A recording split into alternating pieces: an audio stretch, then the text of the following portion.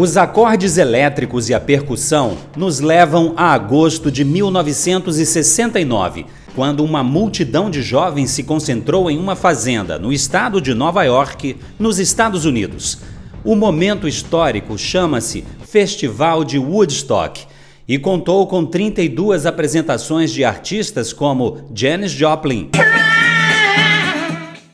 Jimi Hendrix, Joe Cocker e as bandas Creedence e The Who. Estima-se que o público chegou a 500 mil pessoas e cerca de 1 milhão não conseguiram chegar por terem ficado presas no engarrafamento. O evento foi como um caleidoscópio de símbolos da contracultura que se espalhava pelo mundo ocidental. As atitudes indicavam a contestação a valores morais e políticos das gerações anteriores.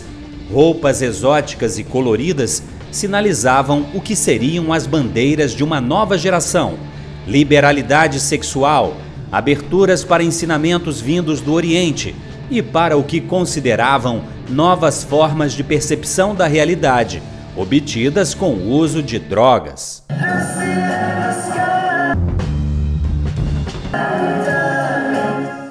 Tudo parecia muito espontâneo, não para os filósofos que há décadas elaboravam pensamentos revolucionários que eram disseminados em universidades e em livros como Eros e Civilização, do filósofo alemão Herbert Marcuse, lançado em 1955.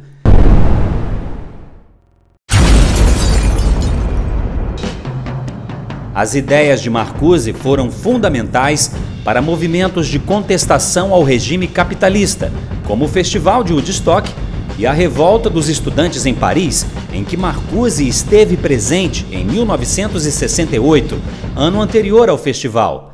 O livro aponta o que seriam as mudanças necessárias para derrubar a mentalidade capitalista e fundar uma sociedade considerada justa. Por conta da grande influência deste livro, até nos dias de hoje, vamos nos deter ao que está escrito nele. Marcuse buscou uma síntese entre as ideias de Karl Marx, o pai do comunismo, e as de Sigmund Freud, o fundador da psicanálise. O objetivo é mostrar o que devemos fazer para construir um mundo onde os instintos da sexualidade humana tenham livre manifestação. Marcuse parte dos ensinamentos de Freud, que demonstrou que nossa personalidade é resultado de uma luta permanente entre duas forças. De um lado, nossos desejos, a libido, a pulsão sexual, e em oposição a eles, a realidade que norteia e reprime a realização de desejos ou instintos. Marcuse rejeita a tese de Freud, para quem voltaríamos ao estado de barbárie se não reprimíssemos os instintos para nos adaptarmos à realidade. O autor de Eros e Civilização afirma que existe um modo civilizatório que elimina a contradição e o tensionamento constante entre a vontade de prazer e as imposições da realidade. A solução seria adotarmos coletivamente o princípio do Nirvana, que manteria em equilíbrio definitivo as forças opostas. Haveria a satisfação de todos os nossos instintos sem ofender ou negar as exigências da realidade. Simbolicamente, o Nirvana nos levaria de volta a um estado como o que vivemos no útero da mãe. Assim como Karl Marx, Herbert Marcuse condena a sociedade capitalista pela forma como ela organiza o trabalho e distribui seus frutos, ao considerar as pessoas apenas como coisas úteis dentro de uma cadeia produtiva.